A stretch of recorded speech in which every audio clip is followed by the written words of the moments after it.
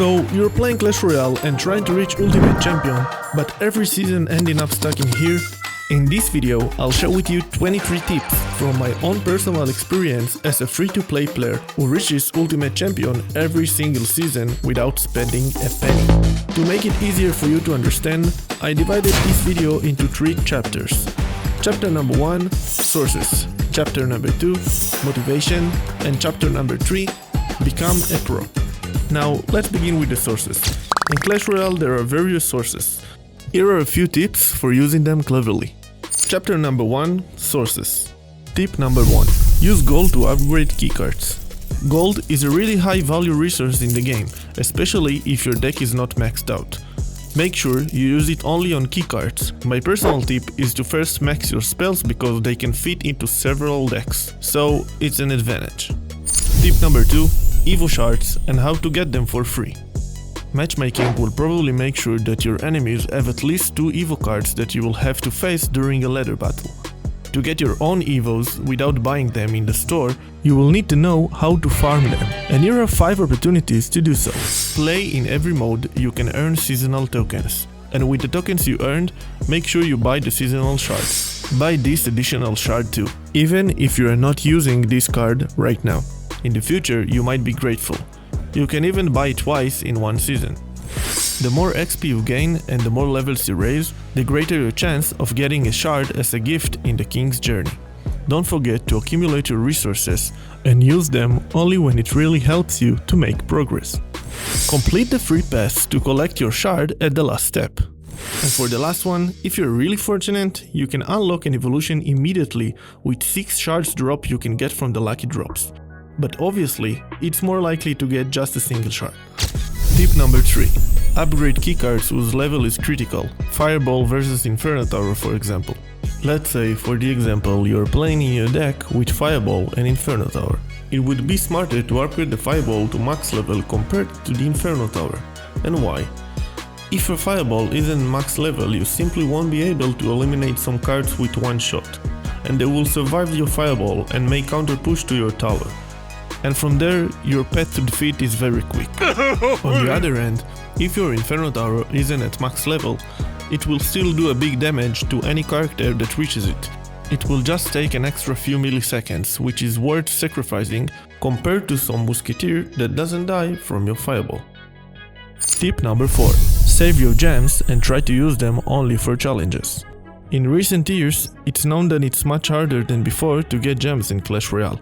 So you need to know to use it only on really worthwhile things. I'm not talking about being wasteful on gems when you don't have enough gold to upgrade a card, because that's a fatal mistake in my opinion. I'm also talking about, for example, when you get an offer in the shop to buy certain cards with gems, which is also a big mistake. Also, to try again a challenge is not a very smart move, unless you're at a critical point that will advance you, and then the investment is sometimes worth it. The best use of gems in my opinion is if you did well in a tournament, it's worth paying 500 gems and also getting the advanced pass. Tip number 5. Don't forget to use the season shop before the season ends. Before the end of each season, it's worth buying everything in the season shop to finish your token quota, otherwise they will convert it into gold and then it's not worth it at all. Tip number 6. Prioritize upgrades. Sometimes you can feel like you finally found your perfect deck, but only one card is not at max level. Think twice and make sure which card you use to spend your resources. Make sure to upgrade only the specific cards inside of your deck with a high usage rate. Okay, that's all for the sources tips. Now, let's talk about motivation tips that are super useful too. Chapter 2. Motivation. Tip number 7. Don't give up against decks that usually defeat you. As you can see, it happens to me a lot too. Consecutive games where I face specific cards in my opponent's decks that strongly counter my deck. Sometimes it's worth changing one card in your deck in such situations to counter that particular card cleverly. Tip number 8. Competition is a healthy thing. Personally, I need this to progress on the ladder. Seeing people on my friends list or on my clan simply surpassing me gives me a crazy drive to be number 1. Tip number 9. One step at a time. You probably know this feeling. At the beginning of the season, when you enter the ladder page to see how much you need to climb. So, obviously, at the beginning of the season, everyone pushes like crazy to reach Ultimate Champion. To aim high is a great thing, but my tip is to focus on climbing one step at a time and progressing arena after arena. Tip number 10. Have a safety deck to return to. Well, sometimes you try many decks and nothing actually works. In this case, what I do myself is to keep at least one safety deck so that I always pick myself up and recalculate my route. That's it for the motivation tips. I hope you got motivated because the next chapter will make you a real pro. Chapter number 3. Become a real pro. Tip number 11. Positive elixir trade. This one is probably the most important rule. When you're playing Clash Royale, you must pay attention to your elixir usage. For example, if your opponent attacks with 5 elixir push, you always want to be in the upper in this situation and defend with the least elixir you can and counter push all the way to his tower. Otherwise, if you spend more elixir than him in order to defend without causing any tower damage value from it, the battle is pretty much done. Hey, do you want to level up your experience with my channel? Join the members club today. You'll get early video access, personal shoutouts and behind the scenes photos. So, be part of the family and join the members club today. Tip number 12. Know which cards are currently leading the meta and how to counter them. Okay, for instance, the most popular card in the current season is likely the P.E.K.K.A. because it received an evolution at the beginning of this season, so as you know, the meta is gonna be flooded with P.E.K.K.A. decks. So, it's better to play with deck that has cards that counter the P.E.K.K.A. like Inferno for example, rather than being another P.E.K.K.A. player in the meta and essentially not distinguishing yourself from other players. Long story short, go against the flow. Tip number 13. Copy decks from the global top ladder, provided they match your card levels. In times of crisis, when I feel that I'm stuck in the mid ladder, I go to the top global ladder and start going through the top 30 players to see what decks they use. If I find a deck that I have cards level up for, I copy it and try to learn it a bit before I enter a ladder battle. Sometimes there are decks you wouldn't believe how successful you could be with if you only gave it a try. Tip number 14. Identify your opponent's weaknesses. At the beginning of the battle, try not to reveal all your cards to your opponent. Hold your strategic card, and when you have a good strategic opportunity, surprise the enemy with a secret card when you feel safe. For example, you are playing with a deck that has a Mega Knight, but you haven't revealed it yet to your opponent. And you are battling against an opponent with a lot of swarms. Use the element of surprise when you feel overconfident. When he spams the bridge with a lot of swarms, drop your Mega Knight on the arena to counter his swarm, and then attack as hard as you can with your surviving cards. You won't know where it came from, and this will lead you to victory.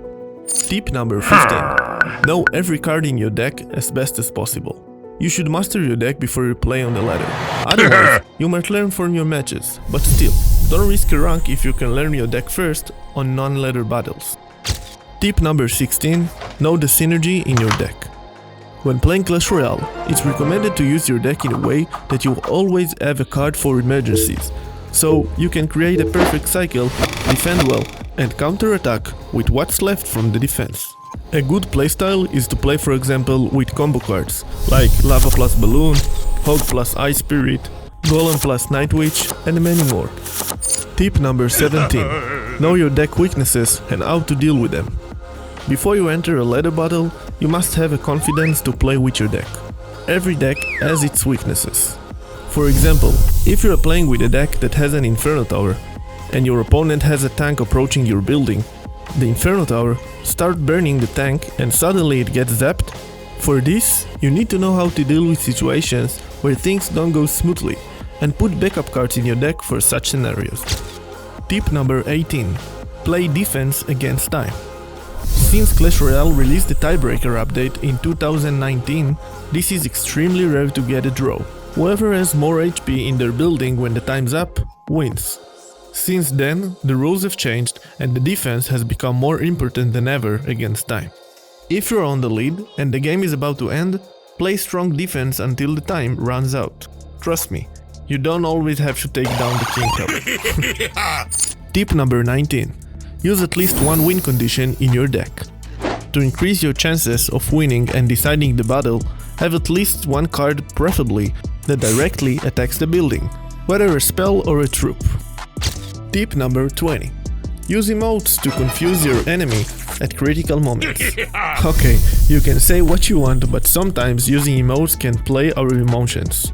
Don't spam them, because then your opponent will mute you quickly, and you're just making emotes to yourself, which is a waste. Here's a smarter way of using them. When I throw a goblin barrel to attack the enemy's tower, I like to throw it a little over the building, so that if the enemy throws a log on the building, he'll miss my goblin barrel.